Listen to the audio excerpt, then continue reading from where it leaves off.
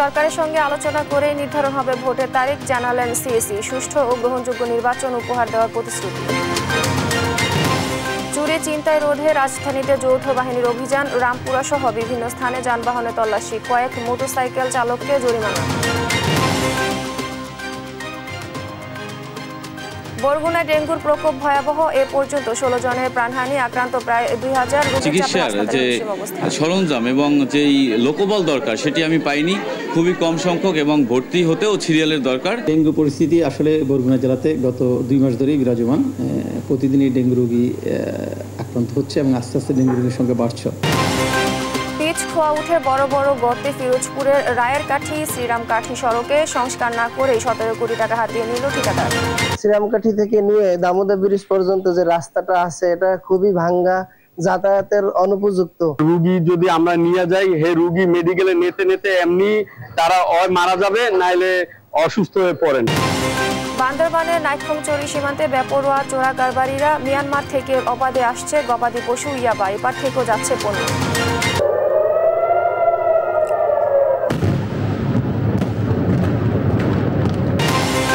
এবার Iran Yemen থেকে একযোগে ইসরায়েলে ক্ষেপণাস্ত্র হামলা, তেহরানে নিহত বেড়ে 224, দুপক্ষের মীমাংসা চান ট্রাম্প। এবং ক্লাব বিশ্বকাপের বড় ম্যাচে অ্যাটলেটিকো মাদ্রিদকে 4-0 গোলে উড়িয়ে দিল পিএসজি। অকল্যান্ড সিটিকে 10-0 গোলে হারিয়েছে বায়ার্ন মিউনিখ। দেখছিলেন শিরোনাম সংবাদ সকালের সঙ্গে আছি আমি স্নিগ্ধা খান।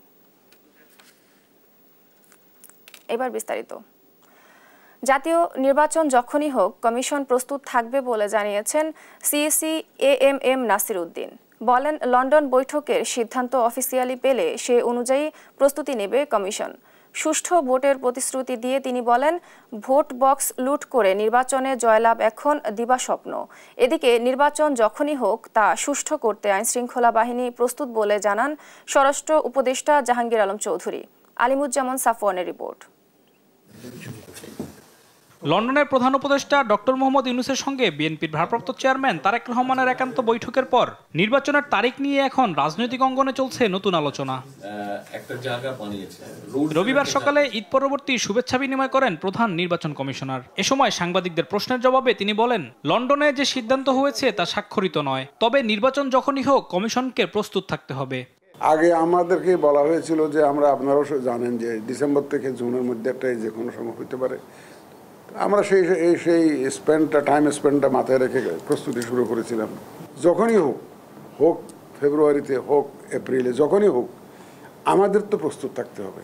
নির্বাচন নিয়ে সরকারের সঙ্গে আলোচনা করলেও কারো হুকুমে বা নির্দেশনায় কমিশন কাজ করবে না বলেও জানান তিনি। আমরা কারো হুকুমে, কারো নির্দেশনায়, কারো পরিচালনায় আমরা কাজ করব না। আমরা রেফারের কাজ করব। কেউ যদি ফাউল খেলতে চান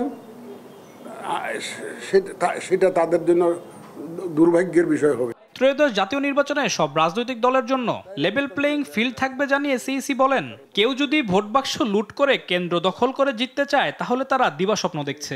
কেউ যদি মনে করে থাকে যে বাক্স লুট করে নিয়ে যাব, কেন্দ্র দখল করে আমি জিতে যাব, অতীতে যা হয়েছে, তারা দিবাস্বপ্নে আছে। এই জিনিস এবার হতে দেব না ইনশাআল্লাহ। ভোট সন্ত্রাসীদের জন্য জিরো টলারেন্স। এদিকে সচিবালয় ঈদ পরবর্তী শুভেচ্ছা বিনিময় অনুষ্ঠানে স্বরাষ্ট্র উপদেষ্টা জানান, নির্বাচন সুষ্ঠু করতে আইন শৃঙ্খলা বাহিনী সবসময় প্রস্তুত। নির্বাচন কেন্দ্রিক বা যে কোনো সময় নির্বাচনের ডেটটা তো ফিক্স করবে নির্বাচন কমিশন। ওনারা যেই সময় ফিক্স করবে, আমরা মনে হয় আমাদের আইন শৃঙ্খলা বাহিনী ওই সময় তারা প্রস্তুত। আলিমুজ্জামান সাফওয়ান, দেশ টিভি, ঢাকা। বিএনপির সঙ্গে অন্তর্বর্তী সরকারের কোনো দূরত্ব ছিল না, তবে কিছু ক্ষেত্রে ভুল বোঝাবুঝি তারেক রহমানের সঙ্গে প্রধান উপদেষ্টার বৈঠকে দূর হয়েছে, এমনটাই জানালেন পরিবেশ উপদেষ্টা সৈয়দা রিজওয়ানা হাসান। যে কোনো ইস্যুতে আলোচনা বা সংলাপ জরুরি বলেও জানান তিনি। এদিকে সংবিধানের 70 নম্বর অনুচ্ছেদ সহ নানা ইস্যুতে মঙ্গলবার আবারও রাজনৈতিক দলগুলোর সঙ্গে বৈঠকে বসছে জাতীয় ঐক্যমত্যের কমিশন। আরও জানাচ্ছেন মোহাম্মদ সাকিব। জাতীয় নির্বাচনের দিনক্ষণ নিয়ে টানাপোড়েনের মধ্যে লন্ডনে বৈঠক করেন বিএনপির ভারপ্রাপ্ত চেয়ারম্যান তারেক রহমান ও প্রধান উপদেষ্টা ডক্টর মোহাম্মদ ইউনূস। সভা শেষে ফেব্রুয়ারিতে নির্বাচনের আভাস মেলে। এতে বিএনপি সহ সমমনা দলগুলোতে স্বস্তি ফিরলেও সিদ্ধান্তের প্রক্রিয়া নিয়ে আপত্তি জানায় জামায়াতে ইসলামী ও জাতীয় নাগরিক পার্টি এনসিপি। সেটা আমরা আজকে দেখেছি। ঈদ ছুটি শেষে প্রথম কার্যদিবসে সচিবালয়ে সাংবাদিকদের সঙ্গে কথা বলেন পরিবেশ উপদেষ্টা সৈয়দা রিজওয়ানা হাসান। বিএনপির সঙ্গে সরকারের দূরত্ব ছিল না দাবি করে তিনি বলেন, প্রধান উপদেষ্টার সঙ্গে তারেক রহমানের বৈঠকের মধ্য দিয়ে রাজনীতিতে স্বস্তি ফিরেছে। আমার কাছে পরিস্থিতিটা বেশ স্বস্তিকর মনে হচ্ছে। হ্যাঁ, আর এখন রাজনৈতিক দলগুলো তার অবস্থান থেকে কথা বলবেন। রাজনৈতিক দলগুলো প্রধান উপদেষ্টার ব্যাপারে যদি কোনো কথা বলেন, এটা প্রধান উপদেষ্টার সাথেই ওনারা নিশ্চয়ই কথা বলবেন। যে কোনো সমস্যা সংলাপের মধ্য দিয়ে সমাধান হয় জানিয়ে উপদেষ্টা বলেন, কোনো বিষয়ে কারো কথা থাকলে তা প্রধান উপদেষ্টার সঙ্গে আলোচনার সুযোগ রয়েছে। আপনি রাজনীতি বলেন, নির্বাচনী বলেন, গণতন্ত্রই বলেন আর সংস্কারই বলেন, প্রত্যেকটাই ডায়ালগের মাধ্যমে আগাতে হবে। আমি সেই জন্য ডায়ালগটা হচ্ছে এটাকে একটা সুসংবাদ মনে করি। এদিকে মঙ্গলবার আরও 30টি রাজনৈতিক দলের সঙ্গে সংলাপে বসছে জাতীয় ঐকমত্য কমিশন।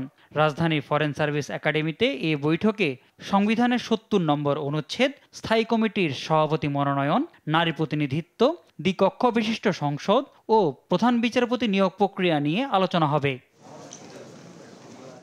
মোহাম্মদ সাকিব, দেশ টিভি, ঢাকা। বিএনপি এক ব্যক্তির বা একদলীয় শাসন করতে চায় না। ফ্যাসিবাদ বিরোধী আন্দোলনের শক্তিদের নিয়ে জাতীয় ঐকমত্যের সরকার গঠন করতে চায় বলে মন্তব্য করেছেন বিএনপির যুগ্ম মহাসচিব শহীদ উদ্দিন চৌধুরী অ্যানি। রোববার বিএনপির চেয়ারপারসন বেগম খালেদা জিয়ার পরিপূর্ণ সুস্থতা ও ধর্ম বিষয়ক সম্পাদক রফিকুল ইসলামের রোগ মুক্তির জন্য আয়োজিত এক দোয়া মাহফিলে অংশগ্রহণ করে এক মন্তব্য করেন তিনি। বলেন, গণতন্ত্রের স্বার্থে ঐক্যের ভিত্তিতে সবাইকে এগিয়ে যেতে হবে। এ সময় আগামী নির্বাচন উৎসব মুখর ও নিরপেক্ষ করতে সবাইকে অবদান রাখার আহ্বানও জানান তিনি।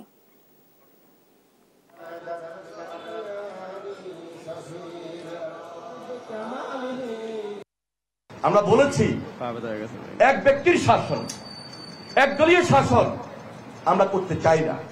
আমরা এই দেশে কোন সুযোগ পেলেও আমরা জাতীয় ঐকমত্যের সরকার গঠন করব, সবাইকে নিয়ে।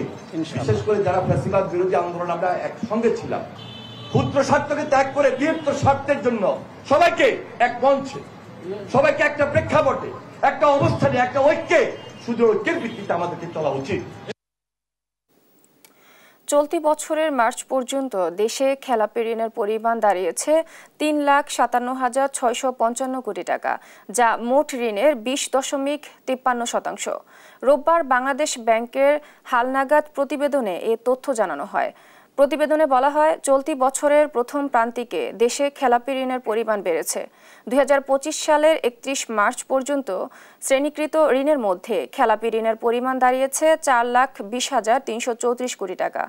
প্রতিবেদনে আরও উল্লেখ করা হয়, ২০২৪ সালের ৩১ ডিসেম্বর পর্যন্ত খেলাপি ঋণের পরিমাণ ছিল ৩,০৫,০৭৩ কোটি টাকা, যা ছিল মোট বিতরণকৃত ঋণের ১৭.৮৩%।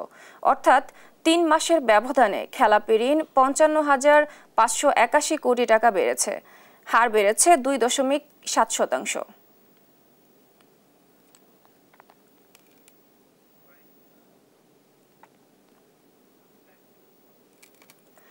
দেশের মোট বৈদেশিক মুদ্রার রিজার্ভ বেড়ে বর্তমান ২৬.১৪ বিলিয়ন ডলারে দাঁড়িয়েছে বলে জানিয়েছে কেন্দ্রীয় ব্যাংক। রোববার বাংলাদেশ ব্যাংকের মুখপাত্র ও নির্বাহী পরিচালক আরিফ হোসেন খান এ তথ্য জানান। কেন্দ্রীয় ব্যাংকের সবশেষ তথ্যানুযায়ী ১৫ জুন পর্যন্ত দেশের রিজার্ভের পরিমাণ ২৬,১৪৯.৯৬ মিলিয়ন ডলার। আর IMF এর হিসাব পদ্ধতি অনুযায়ী রিজার্ভ এখন ২০,৮৬৩.৮০ মিলিয়ন মার্কিন ডলার। তিনি আরও জানান, এর আগে চলতি মাসের ৪ তারিখ পর্যন্ত দেশের মোট রিজার্ভের পরিমাণ ছিল ২৬,০৬৪.৬ মিলিয়ন ডলার।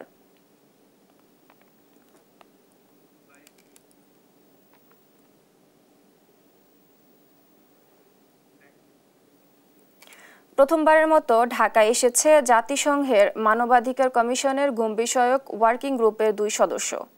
রোববার ৪ দিনের সফরে গ্রুপের ভাইস চেয়ারম্যান গ্রাজিনা বারানোস্কা ও আনা লোরেনা ডেলগাদিলো পেরেজ ঢাকা পৌঁছান। প্রায় এক যুগ ধরে গুমের ঘটনা তদন্তের জন্য বাংলাদেশ সফরের অনুরোধ জানিয়ে আসছে জাতিসংঘের মানবাধিকার কমিশনের working group on enforce or involuntary disappearance. 2013 সালের 12 মার্চ সফরের জন্য প্রথম চিঠি দিলেও সাড়া দেয়নি পতিত আওয়ামী লীগ সরকার। 5 আগস্ট ছাত্র জনতার অভ্যুত্থানে শেখ হাসিনার সরকারের পতনের পর ডক্টর মোহাম্মদ ইউনূসের নেতৃত্বাধীন অন্তর্বর্তী সরকারের কাছে অনুরোধ জানালে সাড়া দেয় বাংলাদেশ।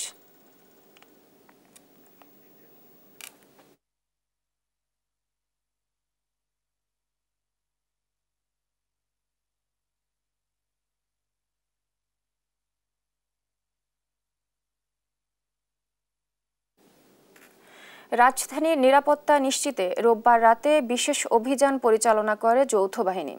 পুলিশ ও সেনাবাহিনীর সমন্বয়ে রামপুরা সহ বিভিন্ন স্থানে পরিচালনা করা হয় এই অভিযান। বাস, মোটরসাইকেল, প্রাইভেট কার সব ধরনের যানবাহনে চলে তল্লাশি। মালপত্র পরীক্ষা ও প্রয়োজনে জিজ্ঞাসাবাদ করা হয় যাত্রীদের। অনিয়ম পাওয়া এ সময় বেশ কয়েকজন মোটরসাইকেল চালককে জরিমানা করা হয়। এইচ হিমেলের প্রতিবেদন। নিরাপত্তা জোরদার করতে রোববার রাতে রাজধানীর রামপুরা সহ গুরুত্বপূর্ণ স্থানে বিশেষ অভিযান পরিচালনা করে যৌথ বাহিনী। বিভিন্ন যানবাহনে চালানো হয় তল্লাশি, দেখা হয় প্রয়োজনীয় কাগজপত্র ও মালামাল। এ সময় হেলমেট ও কাগজপত্র জটিলতায় বেশ কয়েকটি মোটরসাইকেল আরোহীকে জরিমানা করা হয়। বাস ও প্রাইভেট কার থামিয়ে যাত্রীদের ব্যাগ ও অন্যান্য মালামাল তল্লাশি করা হয়। অতিরিক্ত ভাড়া নিয়ন্ত্রণে জিজ্ঞাসা করা হয় যাত্রীদের। ড্রাইভিং লাইসেন্স সহ প্রয়োজনীয় কাগজপত্র খতিয়ে দেখেন সেনাবাহিনী। এ ধরনের অভিযানকে স্বাগত জানায় রাজধানীবাসী।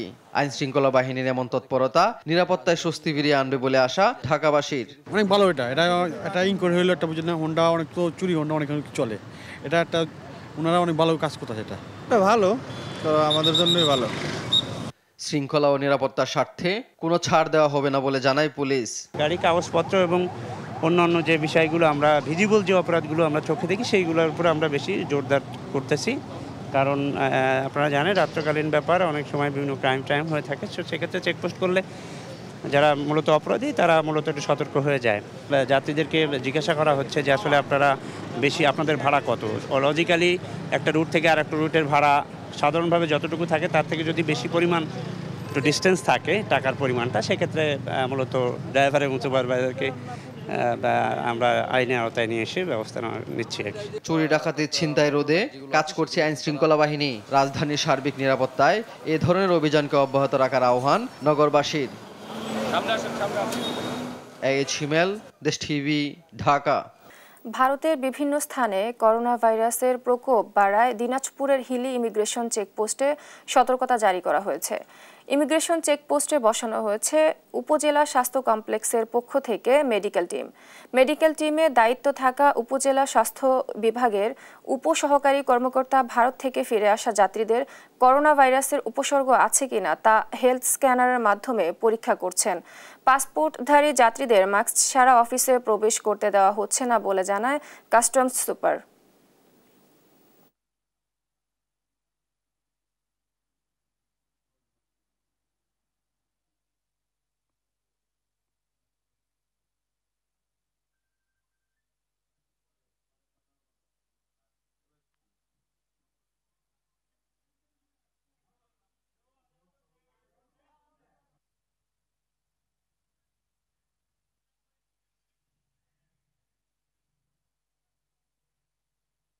ইন্ডিয়া থেকে আগত যাত্রী তাদেরকে সবাইকে মাস্ক না পরলে তাদেরকে ঢোকার ব্যাপারে সহযোগিতা করছি না, মাস্ক পরার পরে তাদেরকে সহযোগিতা করছি। অনুরূপ বাংলাদেশ থেকে যারা ভারতে যাচ্ছে তাদেরও মাস্ক পরিহিত অবস্থায় আসার পরে তাদেরকে সেবা প্রদান পূর্বক তাদেরকে ভারতে যাওয়ার ব্যাপারে বলা হচ্ছে। বরগুনায় ডেঙ্গু পরিস্থিতি ক্রমেই ভয়াবহ হয়ে উঠেছে। প্রতিদিনই বাড়ছে রোগীর সংখ্যা, থামছে না মৃত্যুর মিছিল। জেলায় ইতোমধ্যে প্রায় 2000 মানুষ ডেঙ্গুতে আক্রান্ত হয়েছে, যা দেশের মোট আক্রান্তের 25%। এ পর্যন্ত মারা গেছেন 16 জন। হাসপাতাল কর্তৃপক্ষ বলছে ডেঙ্গুর প্রকোপ হাসপাতালে বিদ্যমান সক্ষমতাকেও ছাড়িয়ে গেছে। রিয়াজ আহমেদ মুছার তথ্য ও ছবিতে জানাচ্ছেন আব্দুল্লাহ মারুফ। স্ত্রী আর 2 বছরের ফুটফুটে কন্যাকে নিয়ে সুখের সংসার ছিল রাজনের। স্ত্রী জেরিন ডেঙ্গুতে আক্রান্ত হয়ে 27তম জন্মদিনে গেল 6 জুন না ফেরার দেশে পাড়ি জমান। 7 জুন বিবাহ বার্ষিকীতে দাফন করা হয় তাকে। অক্সিজেন দেওয়ার জন্য যখন আমরা উপরে নিয়ে যাই তখন আমাদের হয়রানি করা হয়, আবার ওরে 2-3 বারে উপরে নিচে করার জন্য ভর্তি লাগবে, এটা লাগবে সেটা লাগবে, নিচে নামাই। তো সঠিক টাইম ওর মানে অক্সিজেনটাও দিতে পারি নাই। পরবর্তীতেও আমার এরকম কোলে বসেই আমার কোলেও চলে যায়, আমি কিছু বলতে পারি না। স্থানীয়রা জানান চলতি বছরের মতো মশার এত উপদ্রব আর কখনো দেখেননি তারা। মশা নিধনের কার্যক্রম চলছে ঢিলেঢালাভাবে, ফলে জেলায় ডেঙ্গু মহামারী আকার ধারণ করেছে। জেলায় এখন পর্যন্ত প্রায় 2000 মানুষ ডেঙ্গুতে আক্রান্ত হয়েছেন, যা দেশের মোট আক্রান্তের 25%। মারা গেছেন অন্তত 16 জন। বরগুনা পৌরসভায় মশা নিধনের জন্য কার্যকরী কোনো ব্যবস্থা গ্রহণ করে না। বরগুনা পৌরসভায় যত সরকারি অনুদান আমাদের ট্যাক্সের টাকা দিয়ে কি করে আমরা জানি না।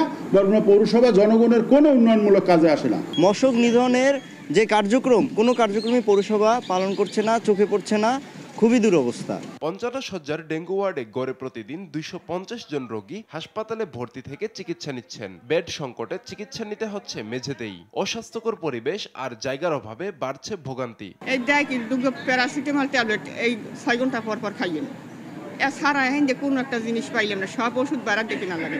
নার্সিং ব্যবস্থা এগুলো ভালো না, ঔষধপাতি সব আমাদের কিনে খাইতে হয়, এবং আপনার এই 8 দিন ধরে শুধু একমাত্র 1 পিস নাফাই পাইছি, এছাড়া আর কোনো ঔষধ এখান থেকে পাই নাই। এখানে বেডের দরকার, সে বেড তো নাই, এবং শিয়ারি বলেন এবং ফ্লোর বলেন সব জায়গায় কিন্তু একই অবস্থা, শুধু মানুষ আর মানুষ, রোগী আর রোগী। ডেঙ্গু নিয়ন্ত্রণে মশা নিধন সহ নানা ব্যবস্থা গ্রহণ করা হচ্ছে বলে জানান জেলা প্রশাসক। ডেঙ্গুর প্রকোপ হাসপাতালে বিদ্যমান সক্ষমতাকেও ছাড়িয়ে গেছে বলে জানায় হাসপাতাল কর্তৃপক্ষ। পৌরসভা মশক নিধনের যে ধরনের কার্যক্রম, সকল ধরনের কার্যক্রম অব্যাহত রেখেছে। আমাদের হাসপাতালের সাথে কমিউনিকেশন ভালো আছে। দিনকে দিন এটা মহামারী আকার ধারণ করতেছে এবং আমরা বর্তমানে খুব মহাবিপর্যয়ের সম্মুখীন, আমাদের সক্ষমতা বাইরে চলে গিয়েছে। বরগুনা জেনারেল হাসপাতালে ডেঙ্গু রোগীর চাপ সামলাতে 6 জন চিকিৎসক ও 10 জন নার্স প্রদান করেছে স্বাস্থ্য বিভাগ। নিউজ ডেস্ক, দেশ টিভি। ফিরোজপুর সদর উপজেলার রায়েরকাঠি শ্রীরামকাঠি সড়কের বেহাল দশা। দীর্ঘদিন মেরামত না হওয়ায় চলাচলের অনুপযোগী এই সড়কে প্রায় ঘটছে দুর্ঘটনা। এলাকাবাসীর অভিযোগ, সংস্কার কাজ শুরু করার আগেই বরাদ্দের টাকা উঠিয়ে নেয় ঠিকাদারি প্রতিষ্ঠান ইফতি ইটিসিএল। সহকর্মী জালিস মাহমুদের রিপোর্ট, জানাচ্ছেন নুসরাত শোভা। পিরোজপুর সদর থেকে রায়েরকাঠি হয়ে শ্রীরামকাঠি এলাকা পর্যন্ত সড়ক নির্মাণ করা হয় 2001 সালে। এই সড়কের 8 কিলোমিটার অংশের এখন বেহাল দশা। দীর্ঘদিন মেরামত না হয় খানাখন্দে ভরা সড়কটি। সৃষ্টি হয়েছে বড় বড় গর্তের, উঠে গেছে পিচ ও খোয়া, এতে প্রায়ই ঘটছে দুর্ঘটনা এড়াতে বিকল্প রাস্তায় চলাচল করছেন জনসাধারণ। এতে নষ্ট হচ্ছে সময়, বাড়ছে যাতায়াত খরচ। এলাকাবাসীর অভিযোগ, 2024 সালে সড়কটি সংস্কারের প্রকল্প হাতে নেয় সরকার। কাজ শুরু হওয়ার কথা ছিল একই বছরের 6 নভেম্বর, শেষ হওয়ার কথা ছিল 2025 সালের 5 নভেম্বর। বরাদ্দ 17 কোটি 26 লাখ টাকা। তবে ঠিকাদারি প্রতিষ্ঠান ইফতি ইটিসিএল কাজ না করেই সেই টাকা উঠিয়ে নেয়। দামোদর ব্রিজ থেকে শ্রীরামকাঠি পর্যন্ত আমাদের অবস্থা খুবই খারাপ। একটা রুগী যদি আমরা নিয়ে যাই, হে রুগী মেডিকেলে নেতে এমনি তারা মারা যাবে, নাইলে অসুস্থ হয়ে পড়েন। 8-10 বছর ধরে এই শ্রীরামকাঠি থেকে নিয়ে দামোদর ব্রিজ পর্যন্ত যে রাস্তাটা আছে এটা খুবই ভাঙ্গা, যাতায়াতের অনুপযুক্ত। আমরা যখন সকালে রওনা দিয়ে যাই, কি কষ্ট, কি দুর্বশা, যন্ত্রণা এ নিয়ে আমরা আমাদের প্রতিষ্ঠানে পৌঁছতে হয়। এই অভিযোগের সত্যতা যাচাই করতে একাধিকবার নির্বাহী প্রকৌশলী রঞ্জিত দের সঙ্গে যোগাযোগ করা হলেও তার কোনো বক্তব্য পাওয়া যায়নি। তবে পিরোজপুর জেলা প্রশাসক দুর্নীতির কথা স্বীকার করে বলেন, কিভাবে আবার রাস্তাটা সংস্কার করা যায় তা ঊর্ধ্বতন কর্তৃপক্ষের নজরে আনা হয়েছে। এখানে দুর্নীতি হয়েছে মর্মে দুর্নীতি দমন কমিশন কর্তৃক উদ্ঘাটিত হয়েছে। পরবর্তী কার্যক্রম কি করণীয় হবে এবং রাস্তাগুলো কিভাবে আবার সংস্কারের আওতায় আসবে, মেরামত করা যাবে এবং নতুন রাস্তা তৈরি হবে, এই বিষয়ে সরকারের নজরে আনা হয়েছে। এই সিদ্ধান্ত আসলে আমরা তৎপরবর্তীতে সিদ্ধান্ত অনুযায়ী কার্যক্রম গ্রহণ করব। পিরোজপুর সদর উপজেলার ৭০০ কিলোমিটার পাকা ও আধা পাকা সড়ক রয়েছে। এর মধ্যে ৪০০ কিলোমিটারই চলাচলের অনুপযোগী। নিউজ ডেস্ক, দেশ টিভি। আইনশৃঙ্খলা রক্ষাকারী বাহিনীর বিভিন্ন বৈঠক ও মতবিনিময় সভায় চোরাচালান দমনে কঠোর নজরদারি বাড়ানোর উপর জোর দেওয়া হলেও বান্দরবানের নাইক্ষ্যংছড়ি সীমান্তে আগের চেয়ে বেপরোয়া হয়েছে চোরাচালানিরা। এদিকে মিয়ানমার থেকে অবৈধ পথে গরু, ইয়াবাসহ রোহিঙ্গা অনুপ্রবেশ ঘটছে। অন্যদিকে এপার থেকেও যাচ্ছে বিভিন্ন পণ্য। এ আদান প্রদানে হাজার কোটি টাকা অবৈধভাবে চলে যাচ্ছে দেশের বাইরে। আবুল বাশার নয়নের প্রতিবেদন, জানাচ্ছেন টুম্পা আফরোজ। ২০২২ সালের আগস্ট থেকে মিয়ানমার অভ্যন্তরে চলছে সংঘাত। সীমান্তে এখন সশস্ত্র বিচ্ছিন্নতাবাদী গোষ্ঠীর একচ্ছত্র আধিপত্য। তারা সরাসরি চোরাকারবারি মাফিয়াদের সঙ্গে যোগসাজশে বাংলাদেশের অভ্যন্তরে অর্থের বিনিময়ে গবাদি পশু, মাদক সহ অন্যান্য মালামাল পাচার করছে। মূলত বিচ্ছিন্নতাবাদী গোষ্ঠী আর্থিকভাবে শক্তিশালী হয়ে অস্ত্র ও গোলাবারুদ কেনার জন্য চোরাচালানি কার্যক্রম পরিচালনা করছে বলে ধারণা সচেতন মহলের। চোরাচালানের মাধ্যমে যেটা আসতেছে, গরু, ইয়াবা, এটা সরবরাহ করে এর টাকাগুলি নিয়ে এরা অস্ত্র চোরাচালান মজুত করতেছে। বাংলাদেশ থেকেও অহরহর পণ্য ওইদিকে পাচার হচ্ছে। এই টাকাগুলো হুন্ডির মাধ্যমে, বিভিন্ন ব্যাংকের মাধ্যমে এবং বাংলাদেশের বিভিন্ন ফন্ডের মাধ্যমে টাকাগুলো পাচার হচ্ছে। এদিকে সীমান্ত এলাকায় ব্যাপক হারে চোরাচালানির ফলে আইন শৃঙ্খলার অবনতি ঘটছে এবং দিন দিন পরিস্থিতি নিয়ন্ত্রণের বাইরে চলে যাচ্ছে। এর বড় উদাহরণ ২৬ কোটি টাকায় গর্জনিয়া বাজার ইজারা। বান্দরবান সীমান্ত পার হয়ে এই বাজারের রসিদে বৈধতা দেয়া হয় চোরাই গরু আর দ্বিমুখী অবৈধ হুন্ডি, ব্যাংক ও মোবাইল ব্যাংকিং এর মাধ্যমে কোটি কোটি টাকা দেশের বাইরে পাচার হচ্ছে। এছাড়া চোরাচালান ও রোহিঙ্গা অনুপ্রবেশ করাতে গড়ে উঠেছে শক্তিশালী সিন্ডিকেট। লোকগুলা বর্ডার ক্রস করে যে কোনো প্রকারে আমাদের এখানে বাংলাদেশে আসতেছে, এরা কিছু ক্যাম্পে যাইতেছে, কিছু বিভিন্ন জায়গায় স্থান নিতেছে আর কি। আমাদের বাংলাদেশের বিভিন্ন খাদ্যদ্রব্য, বিভিন্ন পণ্য অবৈধভাবে মিয়ানমারে পাচার হচ্ছে এবং মিয়ানমার থেকে অবৈধভাবে বাংলাদেশে পাচার হচ্ছে। মুনাফার জন্য নিম্ন আয়ের মানুষজন বিশেষ করে নিজের জীবনের চিন্তা না করে অর্থের পিছনে ছুটছে, যে কারণে তারা মাইন্ড বিস্ফোরিত হচ্ছে। এসব বিষয়ে বিজিবি ও পুলিশ প্রশাসনের কেউ ক্যামেরার সামনে কথা বলতে রাজি হননি। দুই বাহিনী দায়িত্ব পালন করে যাচ্ছেন দাবি করে স্থানীয়রা সচেতন হলে প্রতিরোধ গড়ে তোলা সম্ভব হবে মনে করছেন তারা। আমরা শুধুমাত্র জনসচেতনতাটাই নিয়ে কাজ করতে পারি। প্রতিরোধ বা ওদেরকে চ্যালেঞ্জ করা বা অভিযান, এগুলো মূলত বিজিবিটাই করেন আর কি। ওনাদের দায়িত্ব তারা পালন করছেন। ওনাদের যতটুকু সাপোর্ট আমাদের পক্ষ থেকে দরকার, যেমন লজিস্টিক গাড়ি বা এরকম রিকুইজিশন করে দেয়, এটা আমরা ওনাদেরকে হেল্প করতেছি।